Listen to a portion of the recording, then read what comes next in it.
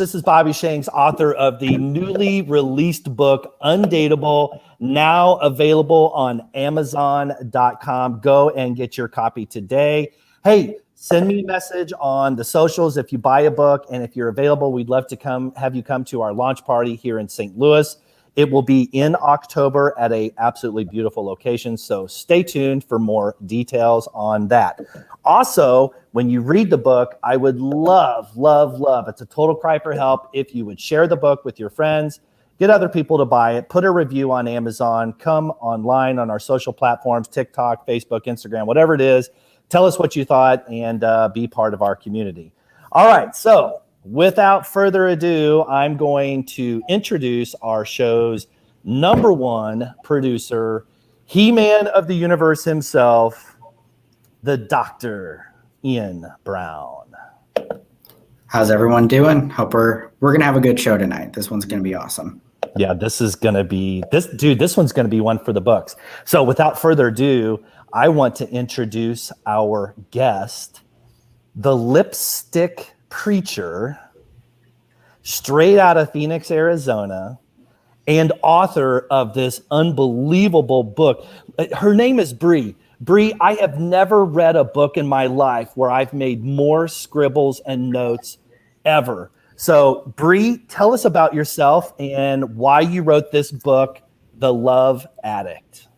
Hey, everybody. My name is Bri, aka the Lipstick Preacher. And Bobby, thank you so much for having me today. I really, really appreciate the time. I can't wait to hang out with you and Ian and us get this party started. I am an intuitive, holistic love coach, and I actually wrote this book due to the fact that I work with on a daily basis, both in sex trafficking as well as in coaching and domestic violence. And I wanted them to have an actual tool that they can refer back to when they're done with me. It's an easy read, it's a quick read, and it's also kind of like a cliff note. That's how I wanted to present it, as something that was a quick read that you can refer back to in the times of trouble, so to speak. So I'm so happy to be here. I cannot wait for us to get started. Let's do this thing.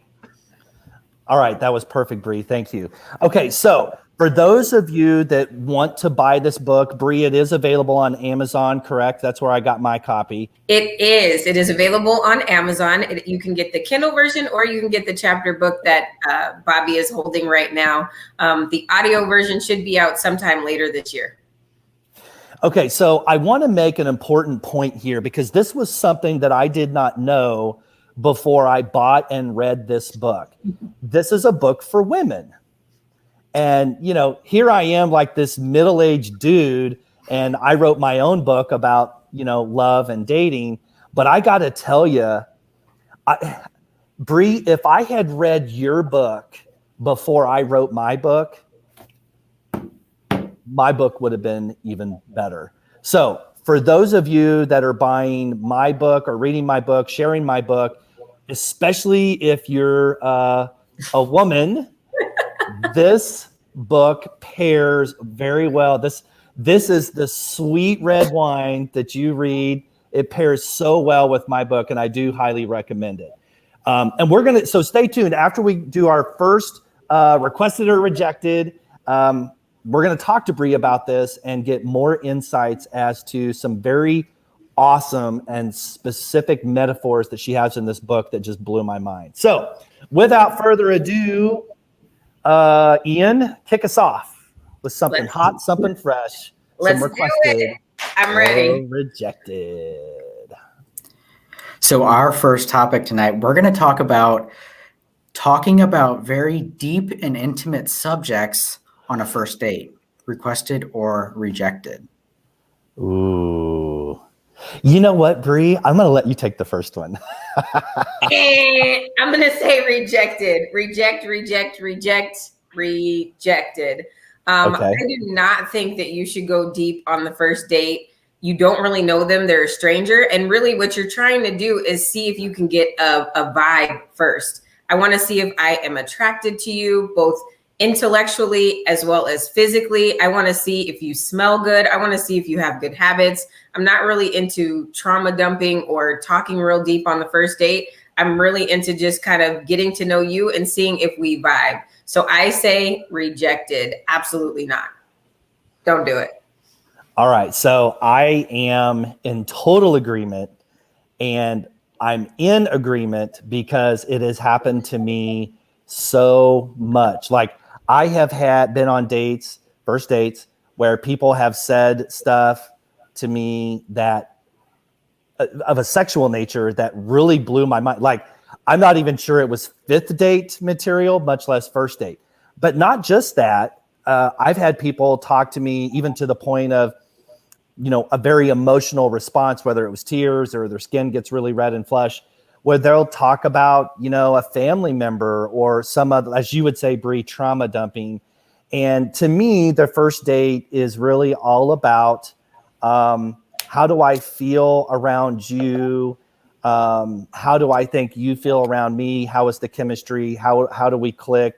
What's the conversation like? And all of the things that you stated, Bri. Trauma dumping, I'm a huge reject. Okay, that was the most concise and best answers we've ever had on requested or rejected. Just throwing that out there as the producer. So let's go on to our next topic. And this one, so this actually came from our wonderful friends over at TikTok. So I was watching a TikTok earlier, and essentially a guy recorded himself and he said, you know what, I was just out to lunch and there were two girls sitting directly behind me, both of them bashing their boyfriends, husbands, fiancés, whatever they were calling.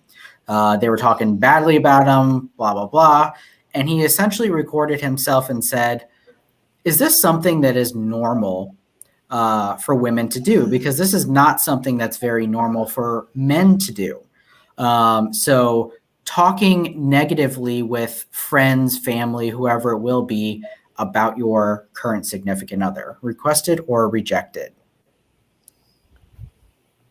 All right, I'll take this one. So anybody who's a follower of my show, and certainly now that the book is out that people will read, I have this thing and I call it IP, which in the legal world stands for intellectual property.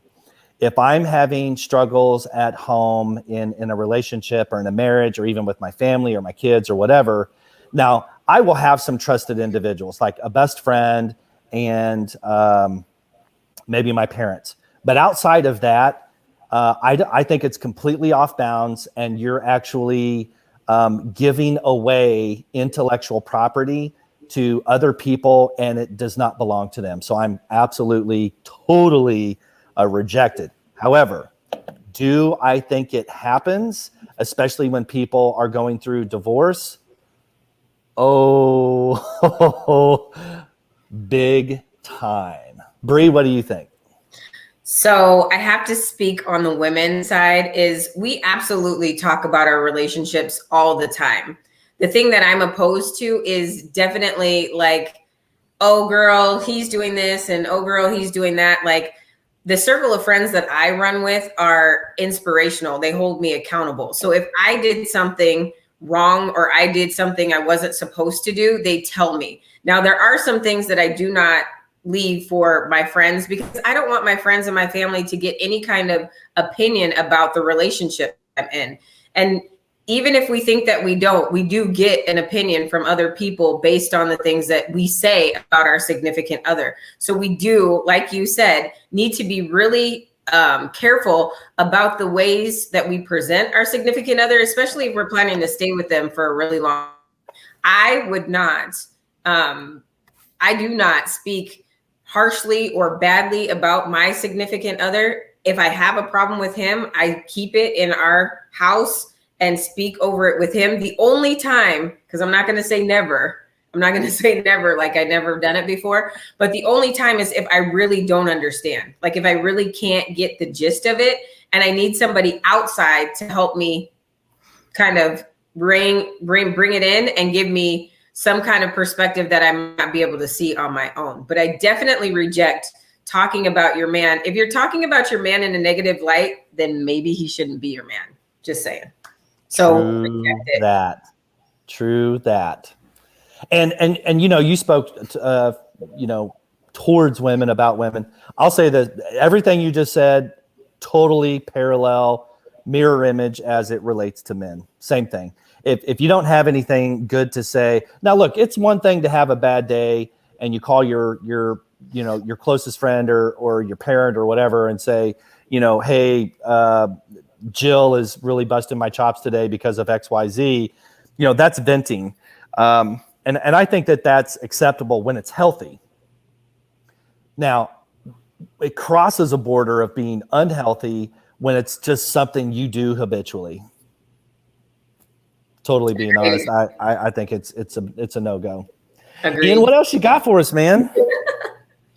So this one, let's talk about for you, Bri, being bought a drink at a bar, and for you, Bobby, buying a girl a drink. So do you like that form of first initiation, or do you think it's a little old-fashioned? Do you think it doesn't have the same charm that it used to? And do you think it's a good way to develop a long-term relationship, or is it is it predestined to be a very quick relationship based on how you met? Bri? Well, I heard two parts to that question, so I'm trying to dissect it. The first thing I think that I heard, and you can correct me, Ian, if I'm wrong, is would I be opposed to somebody buying me a drink? And I think in this day and age, you have to be really careful about. I wouldn't be opposed to somebody buying me a drink as long as I could see the bartender making my drink and then the bartender handed it to me and not somebody else, just because of the weird things that happen with that. But I think that it is a kind gesture. And I think that in this day and age, we should really take into consideration kind gestures.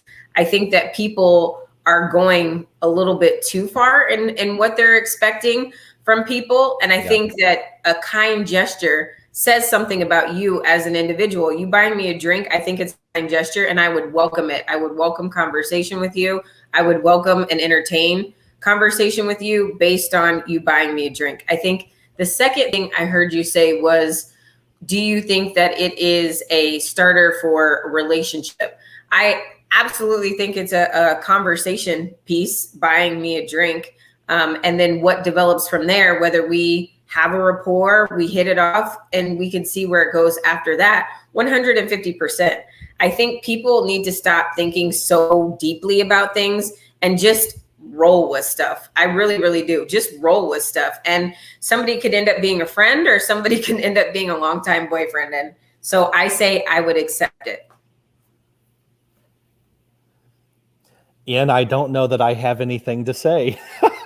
I think Bri, like I said, my book would have been better if I would have read hers first. Just being like, this is mad. Every woman in America, that's awfully broad. I'm going to say, certainly if you're a woman that's gone through a divorce or a serious heartache or some of the things you talk about here, this is like required reading.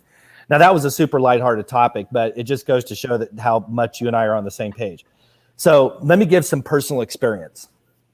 I can remember when I was younger, before my marriage years, having spent a very considerable amount of my meager, and let me tell you, it was meager, discretionary income buying girls drinks at clubs and bars in Kansas City, Missouri. And so what I learned as a man, and at that time in my early 20s, was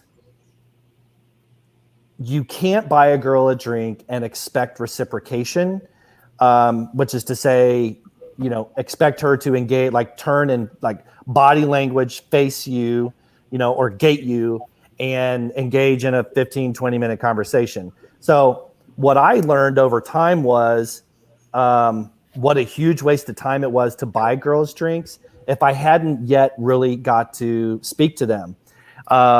So now as a middle-aged guy, to be honest with you, I literally cannot remember the last time I even bought a girl a drink, like at a bar. However, there have been times where I have approached someone that looked interesting to me. Most of the time, that was initiated by mutual eye contact.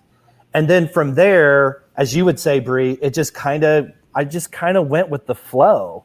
And if I'm sitting there holding a drink and she's not, absolutely, I'm definitely going to buy this girl a drink, even if we're not talking 5 minutes later and I never talk to her again.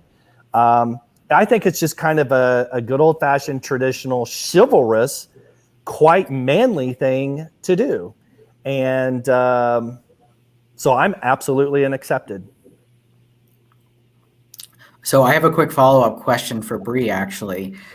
So you said something that was really important there, that, people need to just start going with the flow.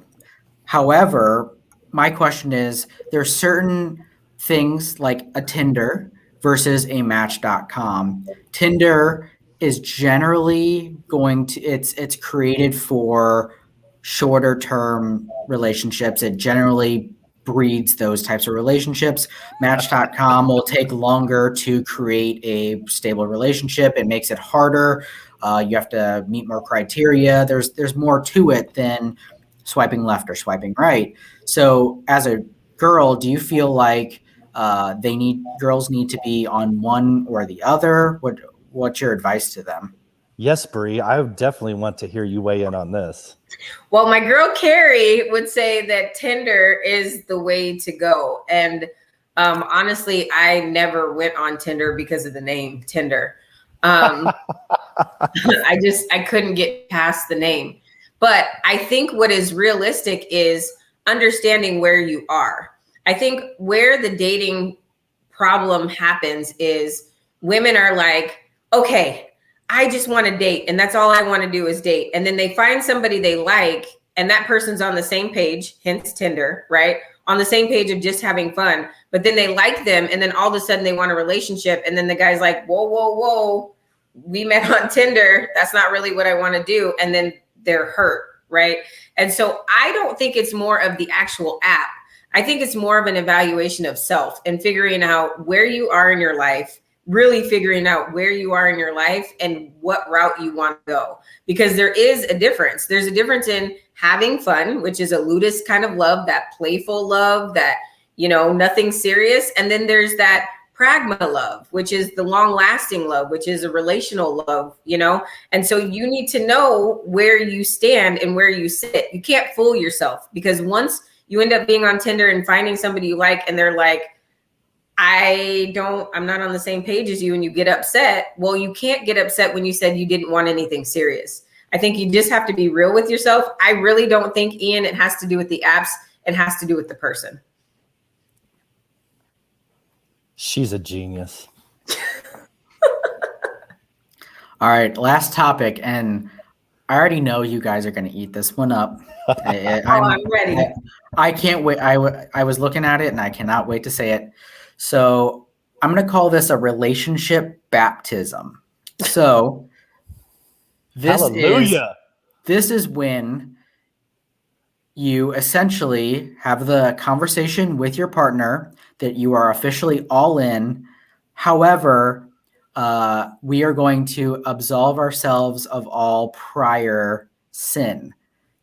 So we have put a fork or a wall in the sand, or a line in the sand. Everything in our past is behind us. Everything is going forward. Maybe there was some adultery or anything like that in the past part of the relationship.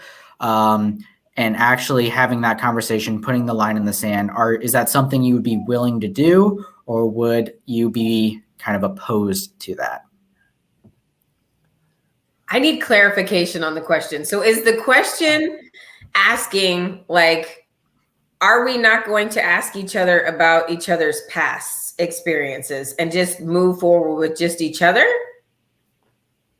Basically, it's the conversation that everything we have done prior to this, whether it be problems, issues, other relationships and everything, we are moving past that, and we are going into the future, and the rest of it's behind us. I don't know how you can interpret it however you want. Some couples will do it one way and some will do the other. But a lot of times when there's people stepping out on marriages and stuff like that, that is something that is really has to happen in order for the next step in their relationship or, it to continue at all. Okay, Bobby, you got to go first. I will happily go first. But I will just full disclosure, you are way more qualified just because of what you do and your life experiences to answer this question. So I'm going to answer the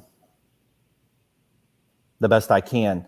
So first of all, Ian, I want to high five you because this is one of the most powerful questions that's ever been raised on this show. In all of the episodes, because we're well into the teens now, of all the episodes we've done. And it is a legitimate topic that is not addressed very much in dating. It's kind of one of those topics where you hear about it in marriage counseling. And I've talked about this on the show before where, where's our date counselors? Where's our people that want to be, who want marriage or want a long-term relationship, but recognize they need therapy and counseling for it? Well, guess what? There are people out there like that, and it's like Bri. So here is what I will say as my answer. It's a great idea. I think it can, for a couple, it can be held in the heart in a purest and most earnest emotional commitment in that moment. But if it is not followed up with legit, and again, this may, we're not talking about somebody didn't cut the grass here. Okay. We're talking about somebody did something or a couple did something in the relationship that is, whether it's biblical or human, probably grounds for dissolving the relationship, but they love each other. They want to keep it together. I don't think it's realistic that it can be achieved without third-party counseling. And I will back that up 100%. I would agree with that too, because I don't think two people can unpack it with all of the hurt. So I would say a third-party person as well. But I think that if you're going to decide to stay, and I say it in the book, right? You can't bring up somebody's past and continue to bring it up and continue to act like it's a hurt if you've decided to stay. And so if you've decided to stay, that's a definitive decision. And with that definitive decision, then you should move forward. And if you need help moving forward, which you will, then you should have a third-party person help you move forward, because the person cannot continue to be punished for something that they've done if you said you're going to stand by their side. Chapter 7 in my book, which is one of the longest chapters in my book, is called Resentment is the Mothership of all relationship failures. Every one of them. Bri, resentment, the mothership? I would say, resentment. I think resentment's one of them. I also think false narratives is another one. So the stories we create in our mind based off of the story we tell ourselves is a reason why relationships fail too, based on past experiences and hurts. Right. And those past experiences and hurts are resentment. Yeah. So, and like I said, I have literally never read a book that I have marked. I keep saying that because I'm really pumped about this. You know what, Ian, what do you think? Another requested, or are we ready to hit a topic here? Well, I want to just follow up slightly. So we've talked about kind of, advice for other people with this. Do you feel like in your own world or in your own life that is something that is possible for you to do? Or do you feel like in general, it would be a struggle for you to, kind of go through something like that? Just in general, what do you guys think? Well, I did marriage counseling for 7 years straight in my first marriage. So yeah.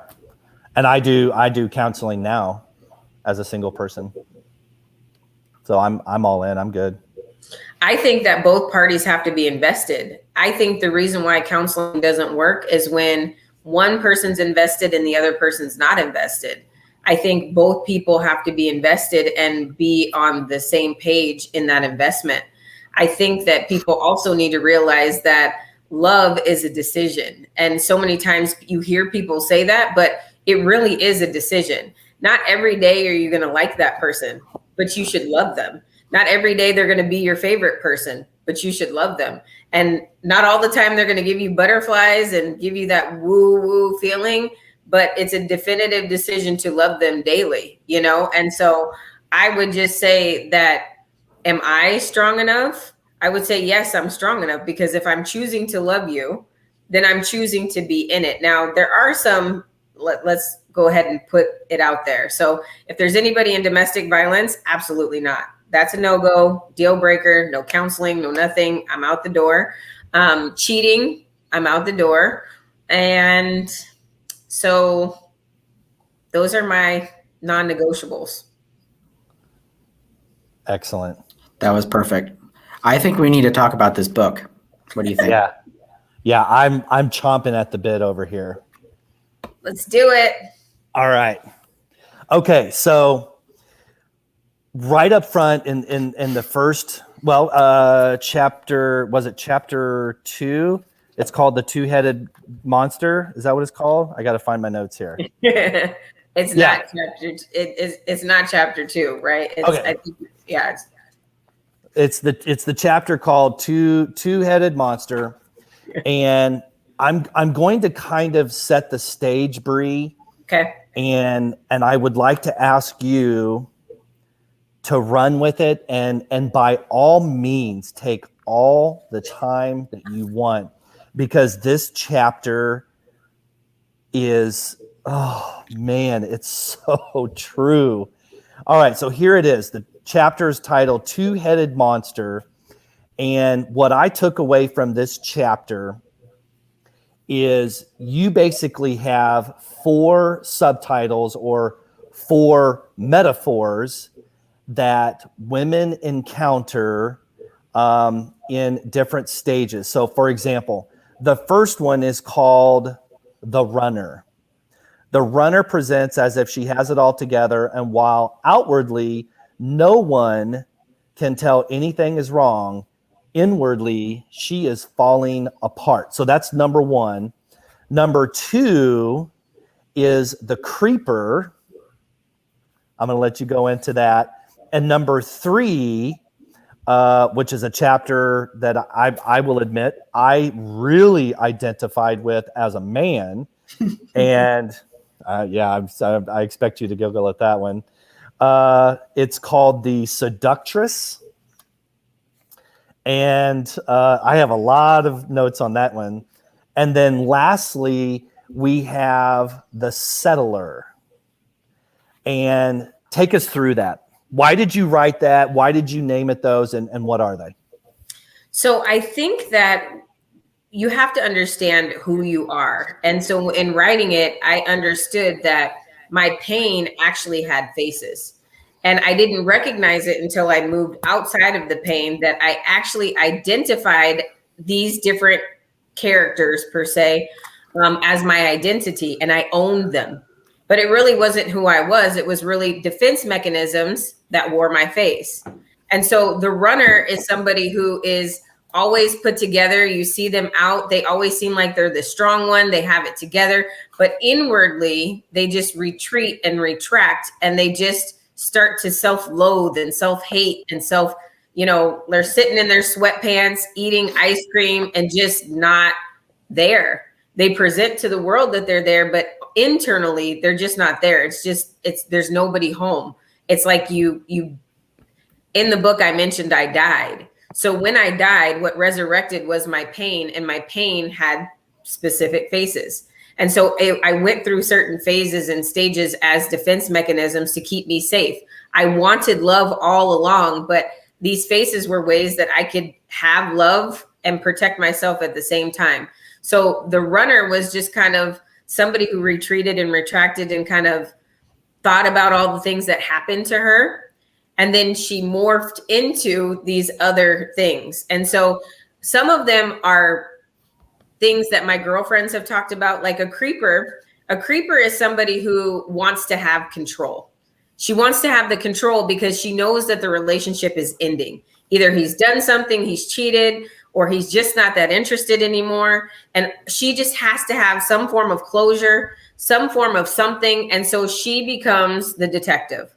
And I will tell you, ladies, if you're any kind of detective, you're in the wrong relationship, because you shouldn't have to be Inspector Gadget to be in a relationship. So it's basically about control. It's when you don't have control and you feel a loss of control, then you start to do things that you wouldn't normally do. I'm sorry, but the normal, healthy lady would not be hiding behind bushes or hacking into passwords. I mean, emails and getting passwords and emailing, calling somebody. I heard somebody's story the other day. They told me, and she said that literally the girl called everybody in his phone log and asked who they were to him. Now, if I have to do all of that, then Houston, we have a problem, right? But we do these things in the name of love, right? And we justify it, and we justify our actions, and our friends will justify it and come along with us. And we think it's okay, and it's not okay.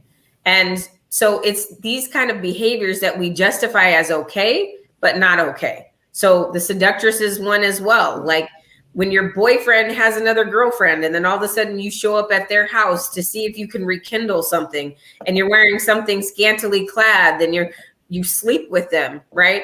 You're really just trying to be vindictive and see if you could get him back because he's showing himself approved to somebody else and he's acting better. And you're like, I put all this time in and he's going to do that. Oh no, I'm going to show up and I'm going to be this person and he's going to fall for me. And it's just temporary. It doesn't last for a long time. You know, it's all these things are just temporary. They don't last. They usually, the relationship ends up in an end. Yeah. So while we're on seductress, I'm going to read something. Because I'm going to read it because it spoke to me. Here it is. Inevitably, he chooses her, but it's only temporarily, to your point. What's crazy is that there's something sickeningly powerful about the winning strategies that turn men into puppets. I can think of several instances where an ex of mine had moved on, and while I didn't want him or the relationship back, I hated the fact that he was with someone else. So I'd seduce him just because I could. Intimacy was the glue that continually brought me and my forever love back together. I'd entice him enough, even though I knew he was in a relationship, justifying her inappropriate actions. Every time he chose her, solidified the distorted view I had that with me was where he wanted to be. I could have just highlighted this whole section. But that little section, like, I mean, you can see all of the markups I have in here, and you can tell how I mark stuff up. It's kind of funny. Like here I wrote the word boom, and I even drew a little face. Okay, and here's what that says. Eventually, however, the act gets old, and being alone gives away to settling. And then that goes right into the chapter, about the subtitle of being a settler. Tell us about being a settler. This is a big topic for this audience. Huge. I think the biggest thing that people need to understand about the seductress is side chicks, right? We hear that phrase all the time, a side chick, and you'll hear somebody say, I'm okay being the side chick, but eventually the side chick wants to be the main chick, and they'll never be the main chick, and it gets old, right? And then you start to feel guilty for the things that you've done, and so you're just willing to accept anything at that point. And it doesn't necessarily, you don't necessarily have to be a seductress. You could be the creeper, you could be the runner, you could be the seductress. And then you end up being like, you know what, this love game sucks. And I'm just going to take whatever the world is going to give me. And I'm going to roll with that and just roll with it. Even though you know that person may not be it. They don't fulfill all the requirements that you want. Maybe hopes and dreams, you're not even dreaming anymore. You're not even hoping anymore. And so you just kind of settle so you don't have to be alone. And I know that men do it, and I know that women do it because people don't want to be alone. So they settle. And in that settling, it's even more tormenting because you're like, I know there may be somebody possibly better than what I have right now, but at least I have somebody. So for me, in my book, basically my chapter on being a seductress, I refer to right. So it takes two people to tango. So I refer to one of them as the drug addict and the other one as the drug dealer.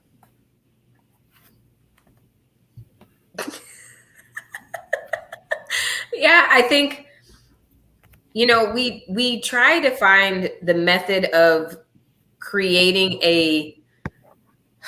how do I say, make sure that the wound is now fixed, right? Whether it's a Band-Aid or whether it is some glue, some tape, we're trying to mend what I call a love disruption. And by any means necessary, we try to mend the love disruption by any means necessary. And I think I'm so glad that you have a platform like this because I think that people don't talk about it as much, right? There's shame and guilt in the things that we do in the name of love that we would never say out loud.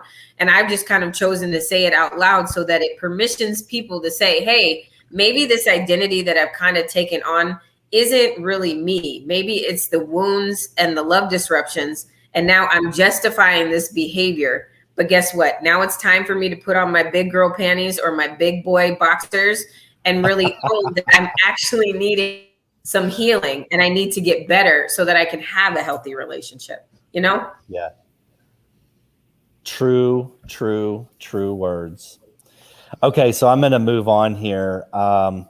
Here's something that's quirky about me, and I've actually never talked to anybody about this ever. Not even my mom. And like my mom's a retired librarian. She has 4 degrees. She's read thousands and thousands of books, and I've never had this conversation even with her. Whenever I read a book and I finish the book, I will go back through my notes and I will find the one sentence, the one paragraph that sums the book up. And I did that on your book, Bri. And look, I even wrote here it is. And this is on page 57. And this is in the chapter titled Pillow Talk. This is one of the things before I get to it. This is one of the things that you wrote that I highlighted because it tore at my soul. Our pillows bear all of our secrets. The ones we hold for fear.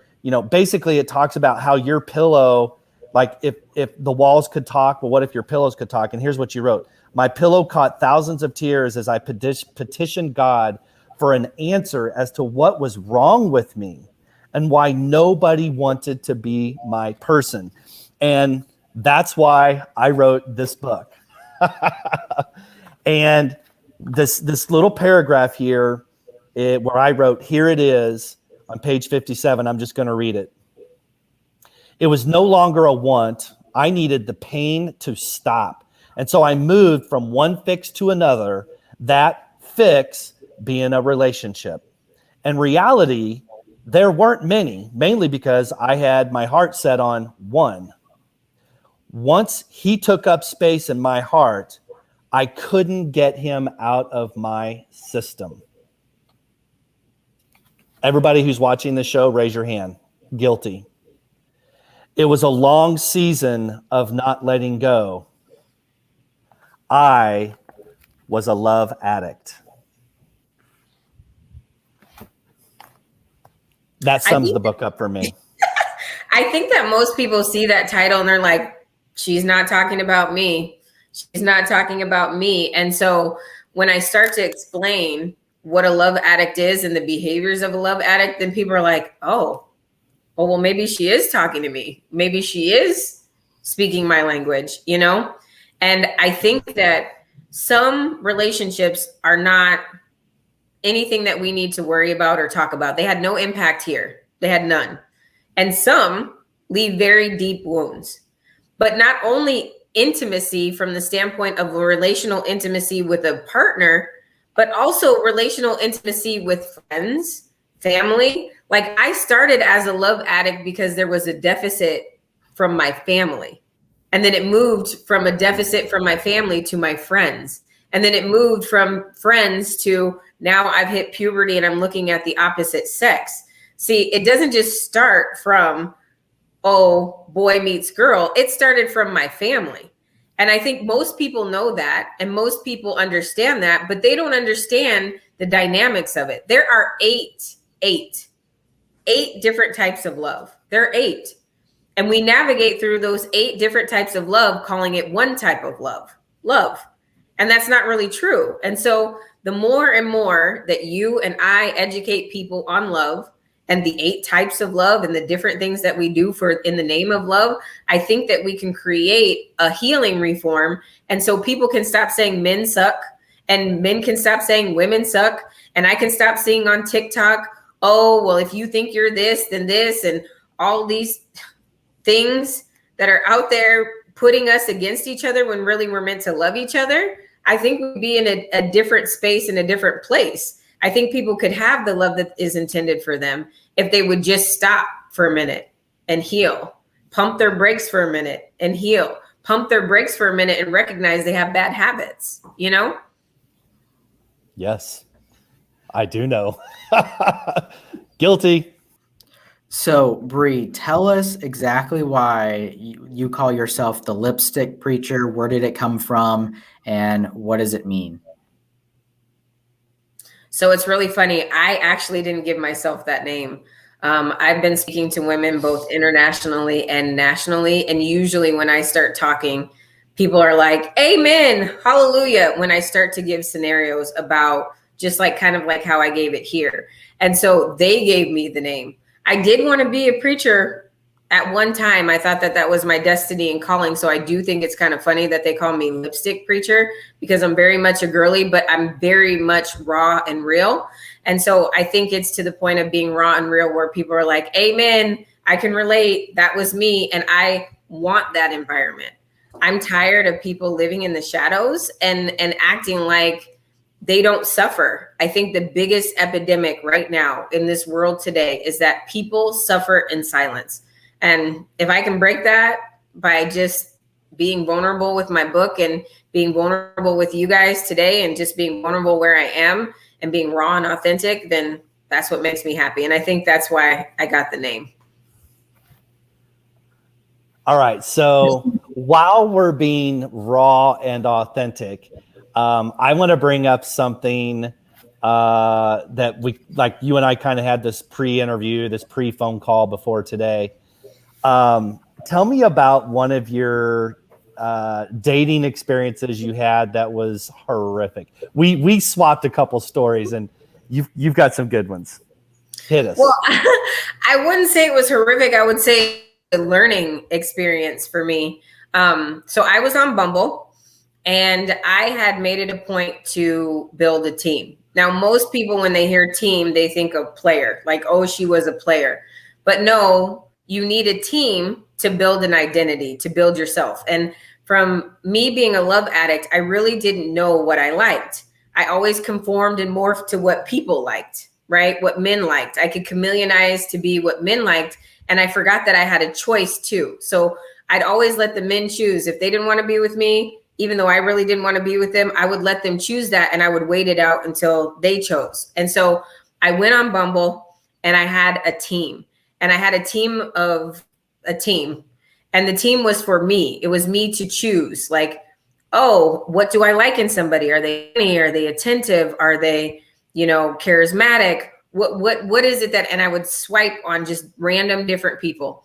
And I happened to swipe on this person and I was like, oh, we had really good conversation and we met and he turned out to be a catfish.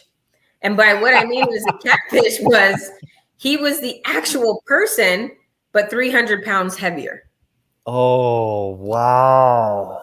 300 pounds heavier. He was telling me on the phone that he eats healthy. In his bio, it was talking about he was hiking and working out and all of these different things.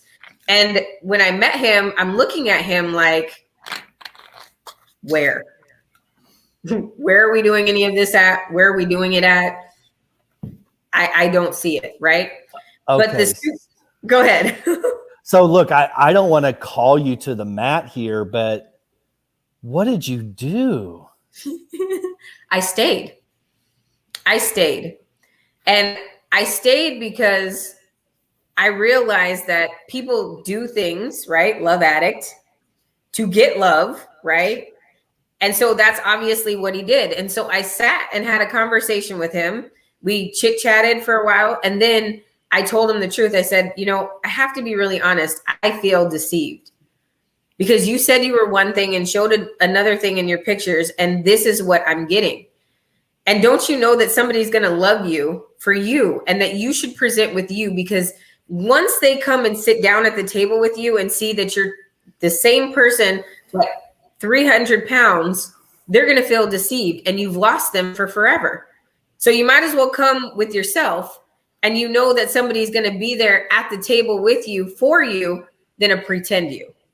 And that's because that was me. I moved in the pretend me for so long that I couldn't sit at the table with this man and say, what you're doing is okay, because it's not okay. And why wouldn't you come to the table with you? Because you're an awesome individual. But I also had to tell him that he wasn't my speed, not only because I wasn't attracted to him, but deeper than that, he was deceptive. And if you lead with deception, that's a red flag for me. And I don't need anymore. So how many hours of therapy did you spend with him after that? No, actually, we remained friends. To be honest with you, we stayed friends. And there wasn't therapy, and he didn't change his pictures. But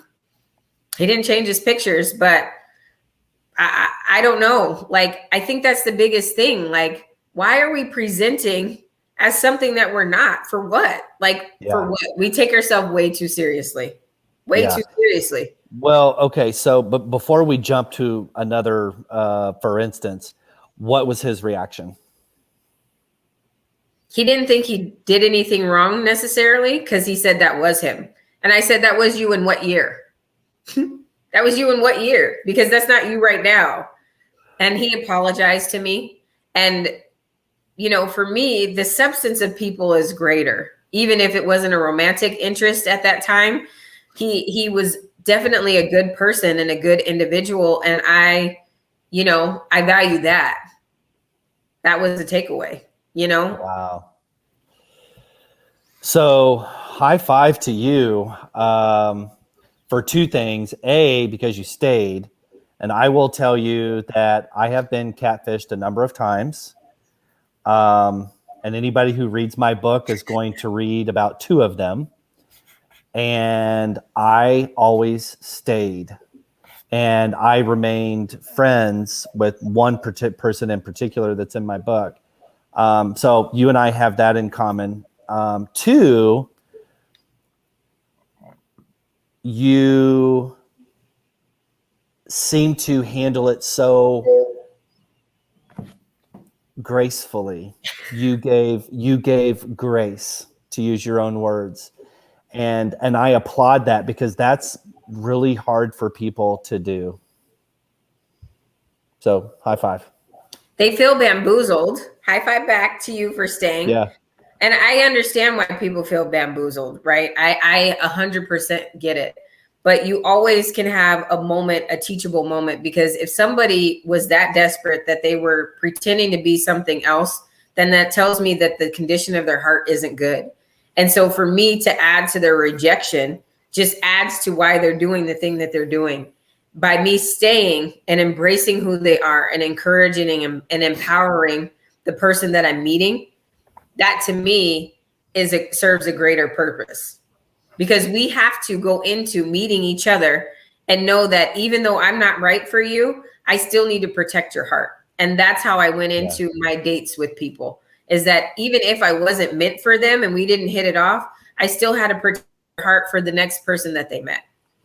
Yeah. If I may ask, there was a particular event that happened to you early in your life. It's in your book, so that's why I'm asking. You were with a gentleman overseas. Can you share that? So that is my forever love. I met him when I was 17. I was with him up until I was 19. We had plans on being married and being together, and he went to the military. So I was with him through boot camp. I was with him through his preparation to leaving. And then he went overseas to Japan. And while he was overseas in Japan, obviously people do things over in different countries because they don't think that their significant other in the country is going to find out. But he happened to get somebody pregnant overseas. And so I received a phone call at 3:00 in the morning saying that he had to talk to me. And he told me that he had gotten somebody pregnant and that he had to break up with me and that he was going to marry her because she threatened to take the baby. He didn't marry her, and that he didn't want to marry her, but because she threatened to take the baby and he was going to be a father, that he was going to marry her and break up with me. And I talk about it in my book. That was the day that I died. That was the day that Bri died, because everything that I had anticipated was now down the drain. I didn't have closure. He was thousands and thousands of miles away. Ideally, I thought he would fight for us, and that's not really what happened either. And so I had a lot of the unknowns, which kind of caused me to become the runner and just retract into myself. How long was it before you feel like you felt healed from that and could move on? Decades, because I had a relationship with him for decades. We found each other again after, I want to say. So from 20 years old to what age? From 20 to 30? Yeah, like in my 30s. We were dealing with each other on and off. I would still date, but like literally he had my heart. So I would compare other people to him. I would kind of date, right? But I wasn't really, right? I'd kind of date and be like, I'm ready to date. And I would have these like fake relationships, but my heart wasn't really in it because I was like, God is going to bring me him back and he's going to be with me. You know, he's going to be with me. We're meant to be together. This was just a coincidental thing, a circumstantial thing. That's how I justified it in my mind. And so I thought we would always reconnect, you know?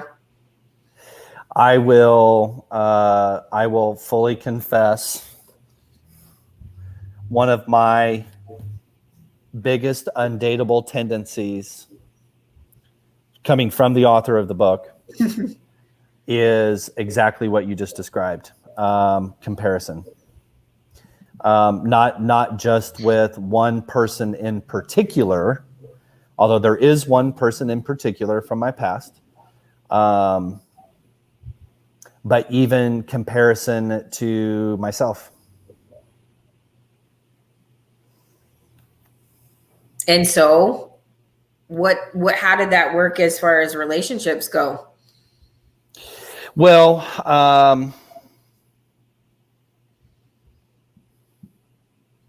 you gonna send me a bill? Okay, so fair question, honest answer. It's still a work in progress.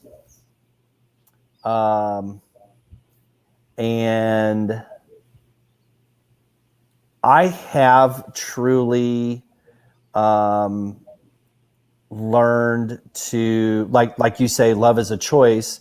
Well, a lot of things are a choice, and you have to make a choice to say, look, this is over.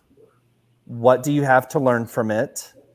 And how can you move forward with that information and learn from it, improve from it, and make whatever future relationship you have better for it, but not have it hanging on to you like a parrot, cawing in your ear.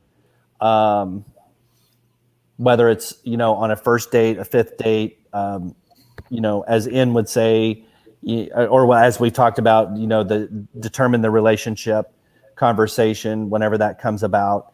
But I will tell you, for people that read your book and for people that read my book, if you are hung up on someone from your past, whether it's your forever love from your teens, or maybe it's your ex, your 3 exes ago, or an ex-wife or husband or whatever, if you're hanging on to that stuff, it is absolutely going to be present as an undateable tendency in all of your relationships going forward, in my opinion, Bri, until you deal with it.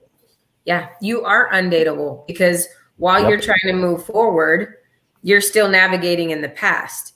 Because if you are comparing them to the person in the future or the present state, right?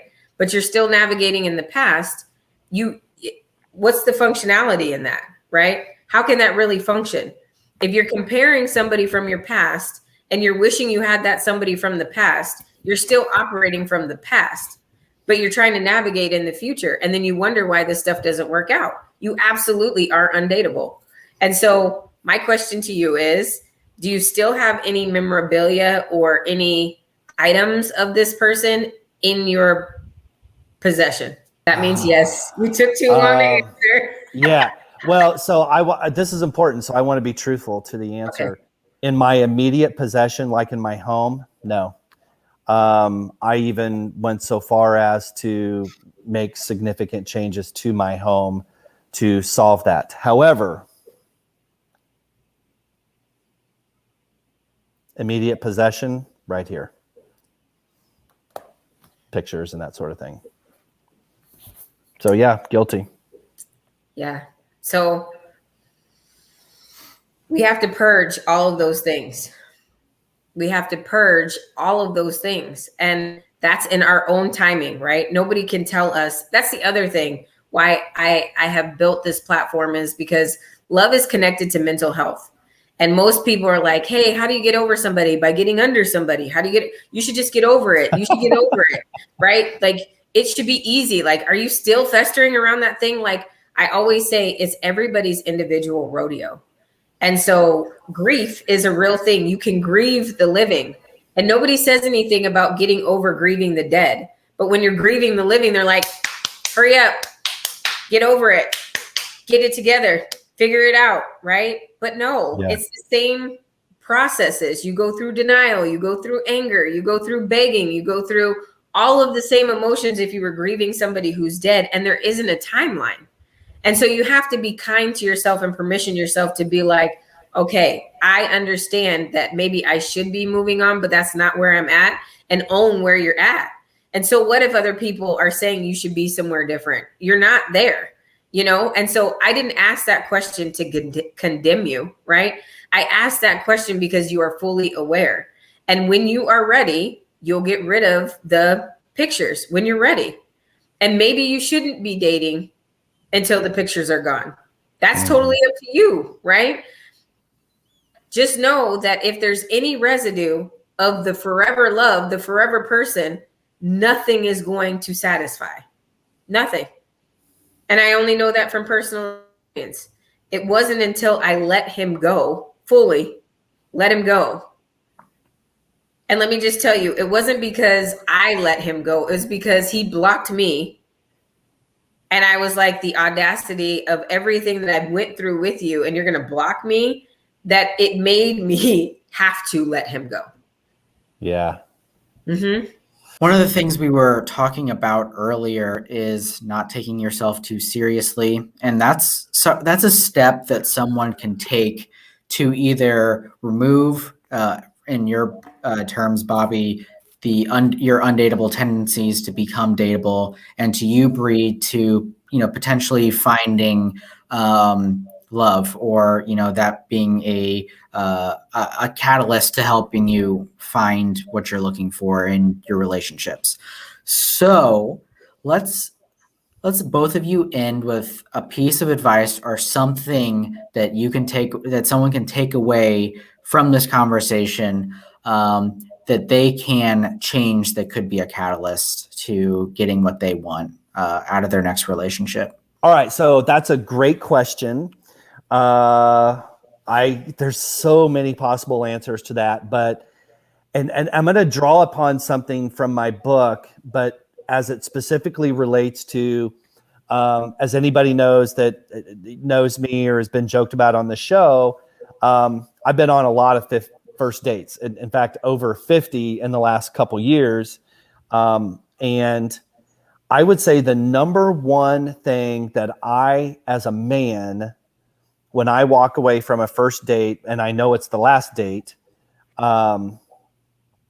that is a complaint of mine, is I will sit and listen to, my date talk about their most recent ex, or their most recent divorce, or like what Bri would call trauma dumping, which is a new term for me tonight, Bri. So thank you for that. And I would say if you are on a first date, or if you're in the dating pool, if number one, don't sit and talk about all of your trauma, your relationship trauma, whether it's with family or parents or certainly any relationships. And two, which is probably most important, is if you can close your eyes at this moment while you're listening to the words that I'm saying, and you can think to yourself, that date and that date and that date and last year and last week and last month and 5 years ago, and I'm still doing it today.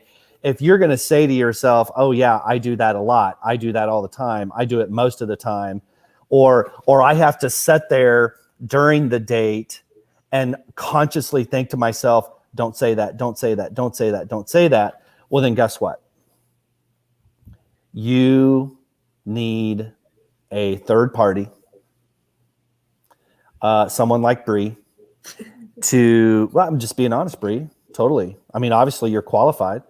You need a third party to be your guide to get you out of those waters, because you're not ready. You're undateable. Bri, what say you? Whew.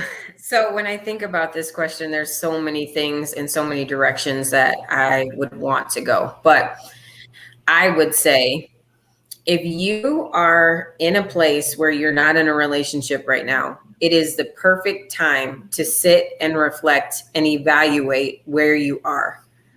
Are you in the present state of mind to actually date? Meaning there is no forever loves, there's no past people that you're keep remembering or bringing back to fruition or have friendships with, and you're just waiting for the relationship to happen.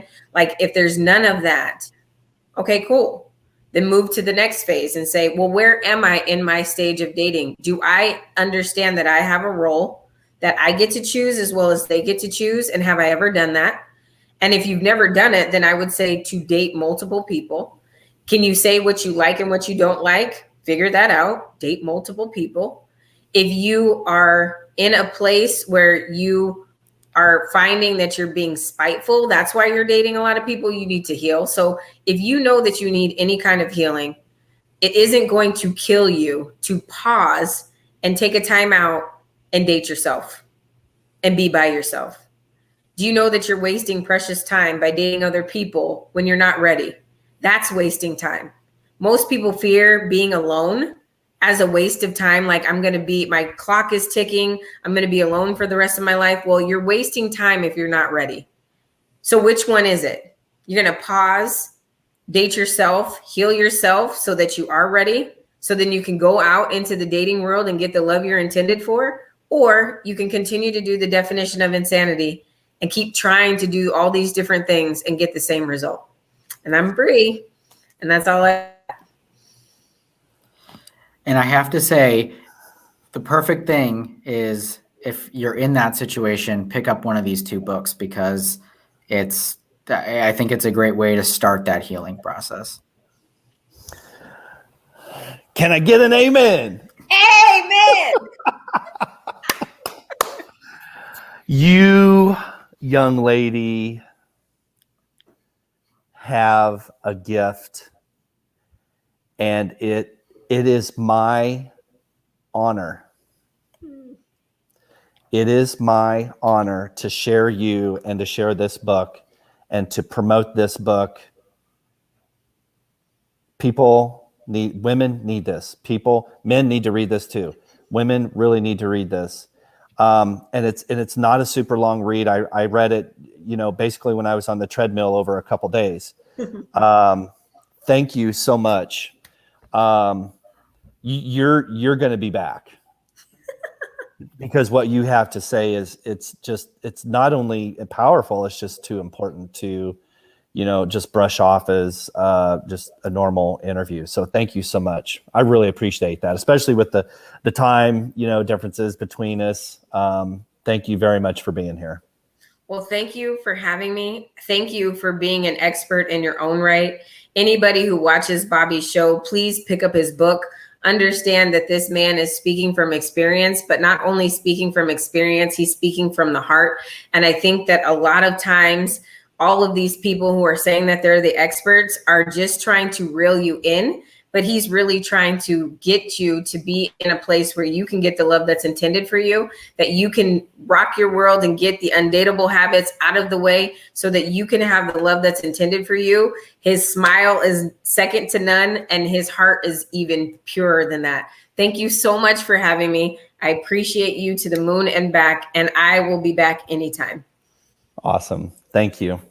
So real quick, for those that are watching as we close up here, again, this is Bri Ellison, the lipstick preacher, and the name of her book is called The Love Addict, and you can buy this on Amazon, and it comes highly recommended from me personally. And of course, my shameless self-promotion, yes, it pairs quite nicely. You could read either book first, doesn't matter. They go well together. Bri, thank you so much.